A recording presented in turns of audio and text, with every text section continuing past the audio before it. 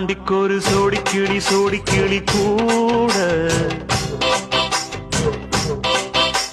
சோழ கருது போல தோள தொட்டு ஆட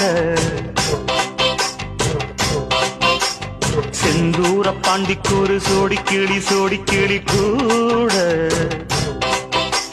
சோழ கருது போல தோள தொட்டு ஆட காதல் பாட்டெடுக்கும் வயசு இது கேட்டு கிருகி